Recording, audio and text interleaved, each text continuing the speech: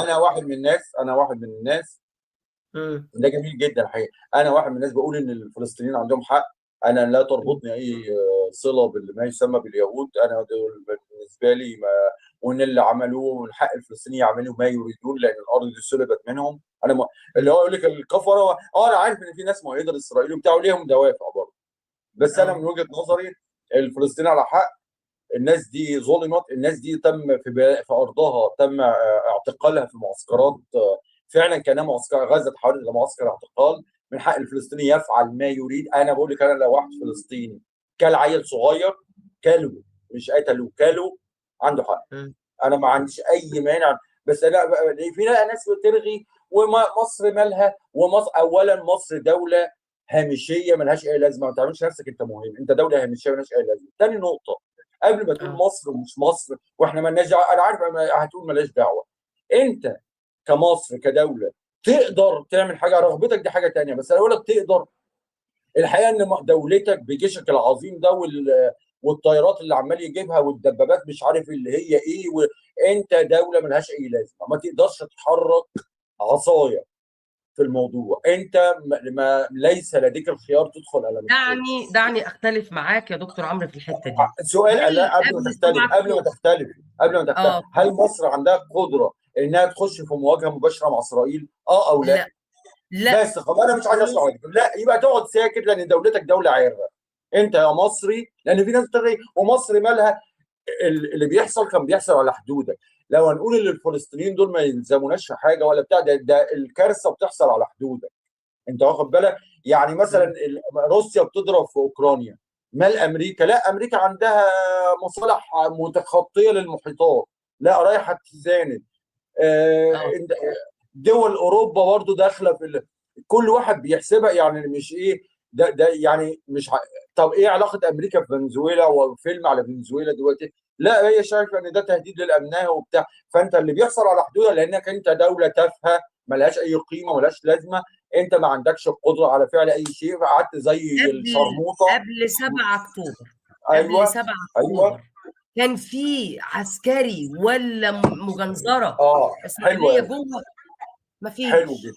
هل اسرائيل نفسها دوله شرعيه؟ انا ما بتكلمش متحده بتاع. هل الناس دي ليها الحق في هذه الارض؟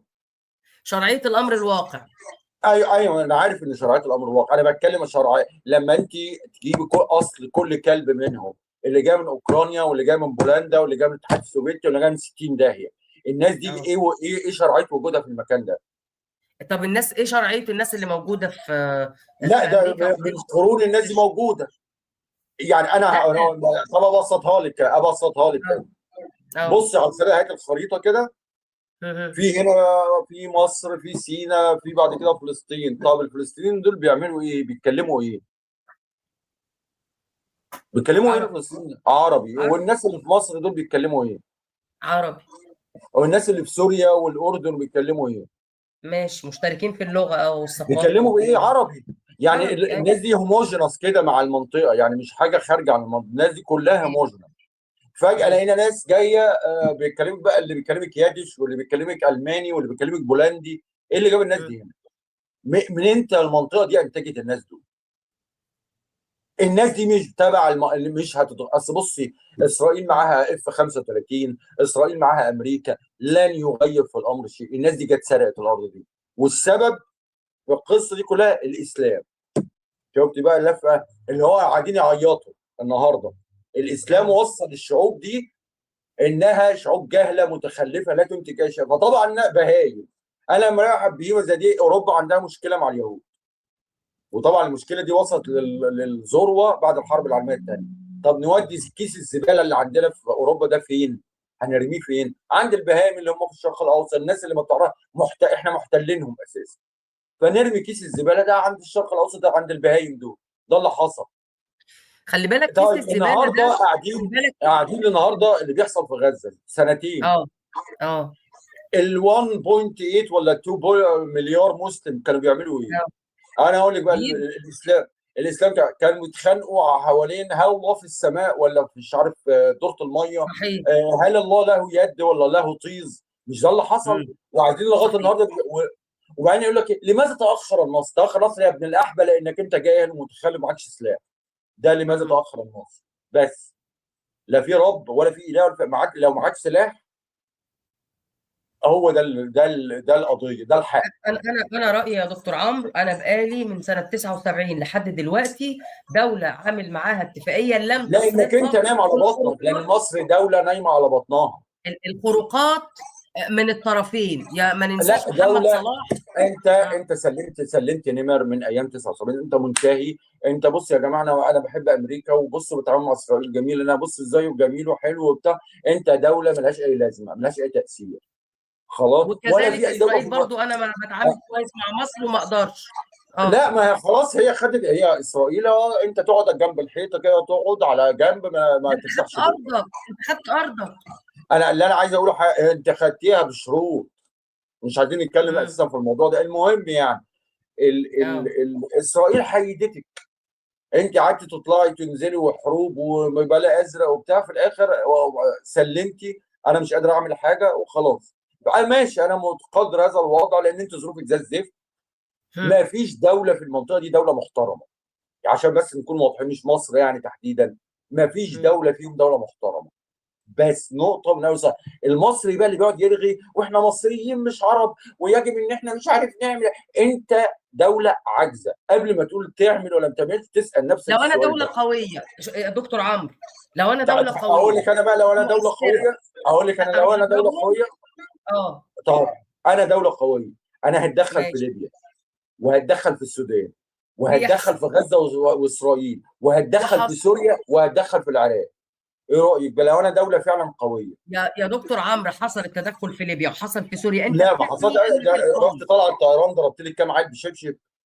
اه ما هم كلهم كده. حتى لا حركه طب سماح لا، اللي هي انا احب بقى العيال. اوريك التدخل بقى الصح اللي بيتعمل. تركيا اه بعتت ناس مسيطره على غرب ليبيا. انت اساسا يجب ان لا يكون هناك اي وجود تركي في ليبيا، بس مين انت اللي قاعده سمح؟ دوله. ما هم انت اصحاب سمعت؟ الدوله. لو انت دوله مؤثره، اه ليبيا دي امن قومي لمصر، ما حدش دوله اجنبيه هتخش ليبيا. لا تركيا بقى من غير تركيا، ده انا تركيا لا داخله دوله في. انا عايز توسعيه. افهم حاجه. تركيا اه دوله، اقول اه دوله زي تركيا، تركيا داخله اه في ليبيا، داخله في في السودان، داخله في الصومال، داخله في في سوريا. سوريا. واخد بالك من مش يعني كل دول الا سوريا دول مش ما لهاش حدود معاها، بس هي بتفكر اللي قدامهم لمصلحتها. نقطه. اسرائيل بقى، تعالى اسرائيل دي بقى عملت ايه؟ اسرائيل دي اثيوبيا. ضرب طبعا غزه والفلسطينيين ده واحد، لبنان لبنان. اثنين، سوريا ثلاثه، ايران اللي هي لا تربطها بيها حدود ضربتها اربعه. المضحك اللي وقعنا على الارض من قطر. الضحك ضربت قطر. مم. المجاهدين في قطر ضربتهم. واخد بالك؟ ايوه. ادي خمسه. اه اللي هو انا لو فيكم راجل ينزل لي. انت مصر قاعده مديه والشارع الحيطه ورافعه ايديها وبتاع، احنا مالناش دعوه. بص احنا اصل احنا مصريين مش عرب، اصل احنا بصوا بقى احنا مالناش دعوه بفلسطين يوميا. انت ده قبل ما تقول الكلام ده يكون عندك قدره الاول، وبعدين حدد بقى تدخل ولا ما تدخلش.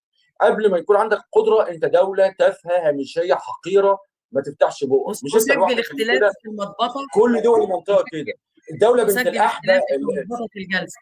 اه ايه. في اليمن. الدوله اللي دافعه لترامب مش عارف 5 تريليون، ولا بتاع ولاد العرس الكلاب اللي بتوع الخليج دول. ادي المنظر بعد كل اللي حصل سنتين دافعين له فلوس. طب خلي عندك يعني، وبيروح امريكا يتريق عليهم.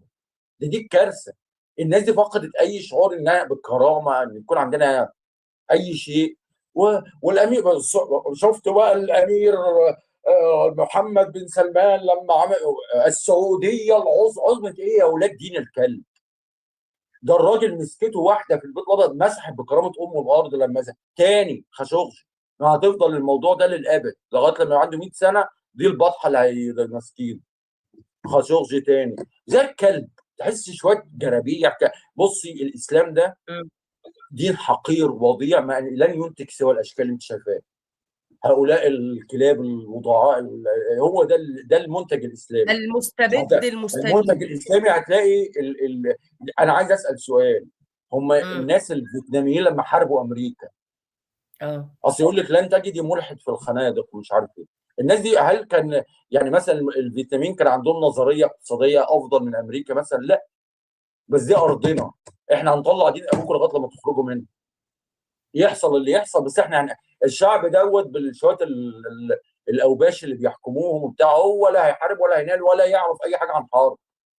احنا بص احسن ما نجا، الشعب اللي بيخاف من الحرب فعلا ما يستحقش يعيش، لان الحرب دي زي ما تقول قانون من قوانين الطبيعه، لو كشيت منها هتتبهدل.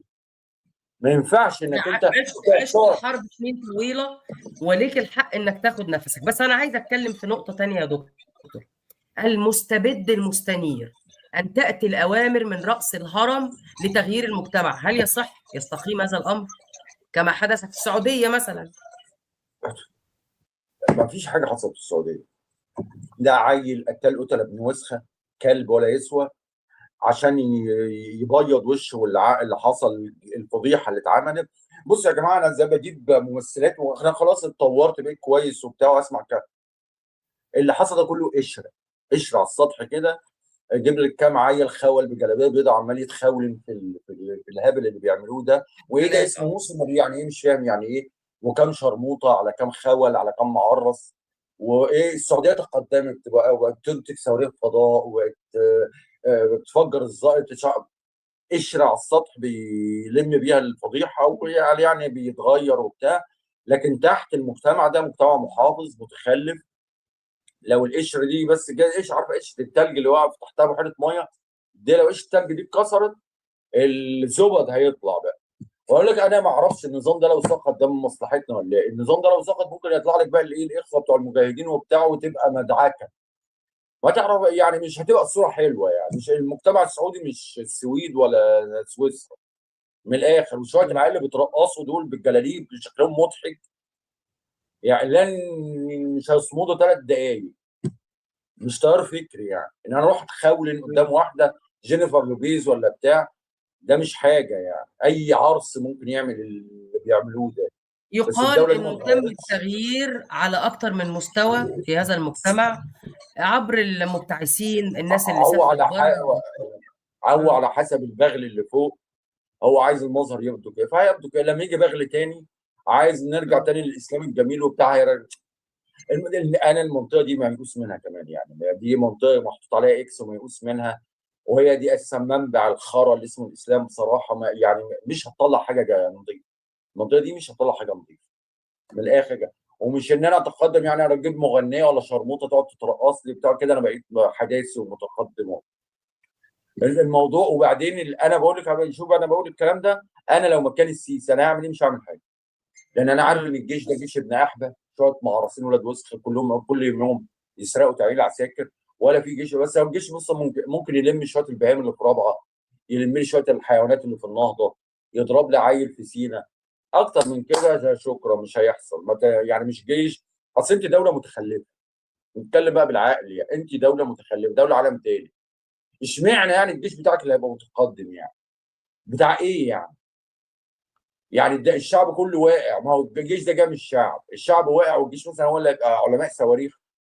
ما بهايم يا ماما. ده مره في لواء قال ماسك المتاحف العسكريه اللي فوق، قعد يتكلم كلام يقول مش عارف مينا هو اللي هزم الصليبيين في حطين. قال كلام زي كده مش فاكر بالظبط الهبل اللي قاله. بس ده مستوى بتوع الجيش في مصر، بس هو ده مستوى الحقيقي.